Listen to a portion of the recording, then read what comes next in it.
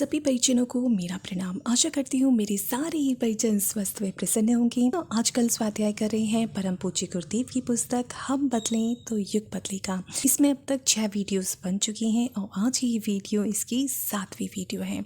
तो चलिए शुरुआत करते हैं। मनुष्य शरीर में प्रसुप्त देवत्व का जागरण करना ही आज की सबसे बड़ी ईश्वर पूजा है।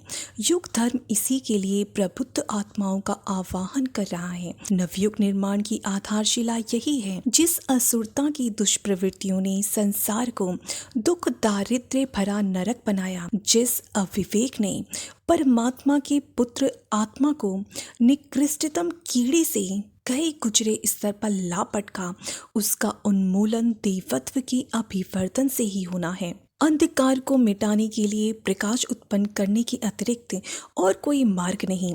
मनुष्य की आंतरिक संकीर्णता एवं अविवेकग्रस्त स्थिति का अंत किए बिना उज्जवल भविष्य की आशा अन्य किसी प्रकार नहीं की जा सकती। धन वैभव बढ़ने से नहीं, सद्भाव बढ़ने से मानवीय गौरव का पुनरुत्थान संभव होगा। इस महान कार्य को भौतिक स्तर पर किए गए उथले क्रियाकलापों द्वारा संपन्न नहीं किया जा सकता।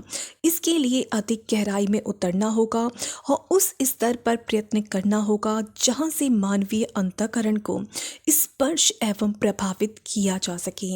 अध्यात्म ही वह आधार हो सकता है। मनुष्य की प्रकृति को बदलने और गतिविधियों को उलटने का कोई महत्वपूर्ण परिवर्तन तभी होगा जब उसका अंतःकरण बदले, और अंतःकरण का परिवर्तन मात्र भौतिक साधनों एवं प्रयत्नों से संपन्न नहीं हो सकता।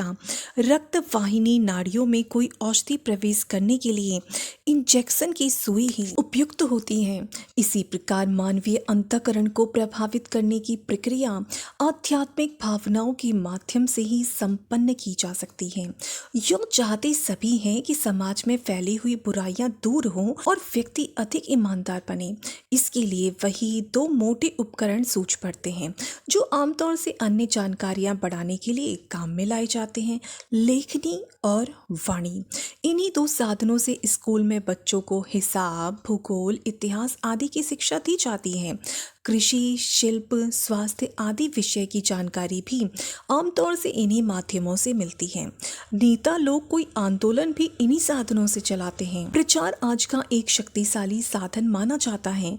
जनसाधारण को अभिष्ट दिशा में मोड़ने के लिए विज्ञापनबाज व्यापारियों से लेकर धर्मोपदेशक और राजनेता तक इन्हीं 2 साधनों को काम में लाते हैं। सो उनका थोड़ा बहुत प्रभाव भी देखा है, पर वह था उतना ही नगण्य जिसके आधार पर कोई बड़ी आशा नहीं की जा सकती। कारण यही रहा है कि प्रयत्नकर्ता यह भूलते रहे हैं कि जिस बात की जानकारी न हो उसे लेखनी वाणी से जताया जा सकता है, पर जिसे जानते तो हैं पर मानते नहीं, उसे मनवाने के लिए कुछ अधिक ऊंचे एवं अधिक शक्तिशाली माध्यम अपनाने की आवश्यकता है। सर्वसाधारण को दया, धर्म, सदाचार, संयम, भक्ति आदि का महत्व महात्म्य मालूम न हो या वे उसे अस्वीकार करते हो, ऐसी बात नहीं। वे दूसरों को उपदेश भी इसी बातों का देते हैं, पर कठिनाई यह है कि स्वयं उस पर चल नहीं पाते। यह असमर्थता और दुर्बलता उनके शरीर, मन आदि की नहीं, वरन अंतःकरण की है। इसलिए उपचार भी उसी दुर्बल अंग का किया जाना चाहिए। गुर्दे की बीमारी पैरों में तेल लगाने से दूर नहीं हो सकती। जो व्यथित अंग है उस पर उपचार का प्रभाव पहुंचे तब कुछ काम चले। लेखनी और वाणी जो घिसे पिटे शब्दों में पेशेवर लोगों द्वारा प्रस्तुत की जाती है, मस्तिष्क तक एक छोटी लहर पहुंचाकर वायुमंडल में तिरोहित हो जाती है। देखा जाता है कि घिसे पिटे प्रचारात्मक प्रयत्न मानवीय अंतःकरण को वासना तृष्णा के आकर्षणों से विरत कर पवित्रता और परमार्थ की दिव्य ज्योति उत्पन्न करने में प्रायः असफल ही रहते हैं। हम में से अनेक ने सद्भावना पूर्वक कितने ही सुधारात्मक प्रयत्न आरंभ किए हैं, पर उनका स्तर उथला था, साधन हल्के थे। इसलिए थोड़ी सी छटा दिखा करके वे और उनका प्रतिफल भी अंतर्धान होता रहा। समस्त मानव समाज में एक व्यापक और सशक्त हलचल उत्पन्न कर सकने की, पतन के प्रचंड प्रवाह को पलट सकने की क्षमता केवल उच्च स्तरीय आध्यात्मिक प्रयोगों में ही होती है, और उनका जब कभी भी ठीक तरह प्रयोग हुआ है, अभिष्ट परिणाम भी सामने आया है। इस स्तर के प्रयोग कभी असफल नहीं हो सकते। भारत के वर्चस्व का इतिहास उसके आत्मबल की सफलता का उद्घोष है। चिर अतीत में हमारे महान ऋषि ही इस देश की महान परंपराओं के निर्माता रहे हैं। उनके पास भौतिक साधन कम थे, पर आत्मबल इतना प्रचंड था कि वे जनसमूह को अपने प्रभाव में एक निर्धारित समय में उसी प्रकार बहा ले चलते थे जिस प्रकार प्रबल वेग से बहती हुई नदियां तिनकों को अपने साथ बहती चलने के लिए विवश कर देती हैं। कीचड़ में फंसे हाथी को सहस्त्रों मेंढकों की चेष्टा भी उबार नहीं पाती। उसे समर्थ हाथी ही युक्ति पूर्वक मजबूत रस्सों की सहायता से बाहर निकाल पाते हैं।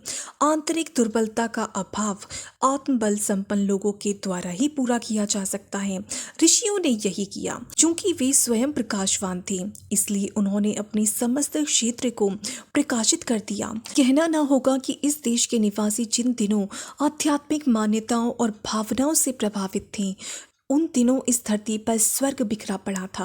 हर मनुष्य के भीतर देवत्व जागता था और उस लाभ की लोभ लालसा में समस्त विश्व के लोग भारतवासियों का मार्गदर्शन, सहयोग एवं प्रकाश पाने के लिए लालायित रहते थे। इन्हीं विशेषताओं के कारण भारतीय संस्कृति समस्त विश्व का सर्वोत्तम आकर्षण बनी हुई थी। प्रकाश स्तंभों के बुझ जाने पर अंधकार फैल जाना स्वाभाविक है। जैसे जैसे उच्च आत्मबल संपन्न हस्तियां घटती गईं, वैसे वैसे जनमानस की उत्कृष्टता भी गिरती गई। इस गिरावट को उच्च लोग प्रचारात्मक साधनों से रोक नहीं सकते थे और वे रोक भी नहीं सके। हम अपने लंबे इतिहास पर दृष्टिपात करते हैं तो उच्च आत्मबल संपन्न आत्माओं के अवतरण अवसाद के साथ साथ जनमानस का उत्थान पतन भी युग से जुड़ा हुआ देखते हैं। जिन दिनों महापुरुष जन्मे, उन दिनों कोई भी युग बीत रहा हो, सतयुग का वातावरण उत्पन्न हुआ है। भगवान राम, कृष्ण, बुद्ध, महावीर, शंकराचार्य, गांधी आदि की विचारधारा से कोटि कोटि लोग प्रभावित हुए। समर्थ गुरु गोविंद सिंह आदि की प्रेरणा से लोगों ने एक से एक बड़े चढ़े त्याग, बलिदान प्रस्तुत करने में प्रतिस्पर्धा उपस्थित कर दी। अभी कल परसों गांधी की आंधी में लाखों लोगों ने जिस प्रकार आदर्शवादिता का परिचय दिया, उससे यह मान्यता सार्थक सिद्ध हुई है कि उच्च स्तरीय आत्मबल संपन्न आत्माएं ही जनमानस की दिशा बदल देने में समर्थ हो सकती हैं। मामूली प्रचार साधन उपयोगी तो हैं, पर उतनी भर से इस दिशा में कोई प्रभाव परिणाम नहीं हो सकता। भावी नवनिर्माण में अध्यात्म को ही प्रमुख भूमिका संपन्न करनी पड़ेगी। प्रभात काल की शुभ सूचना लाने वाली उषा के साथ साथ और प्रयास आरंभ भी हो गए हैं।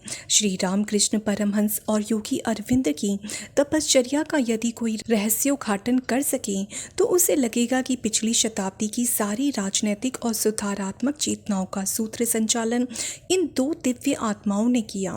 कठपुतली कितनी ही पर्दे पर आती जाती रहे और उसके विभिन्न अभिनय लोगों में उत्साह उत्पन्न करते रहे, पर उनके सूत्र इन आत्मबल के धनी महापुरुषों द्वारा ही संचालित होते रहे।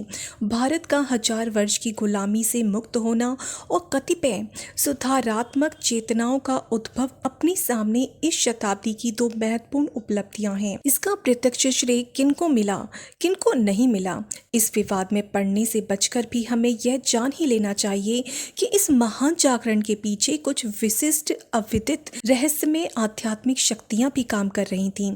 आगे जो महान कार्य फैला पड़ा है, नए युग का जो निर्माण होने वाला है, उसमें भी अध्यात्म की आत्मबल संपन्न उच्च स्तरीय महामानवों की प्रधान भूमिका होगी।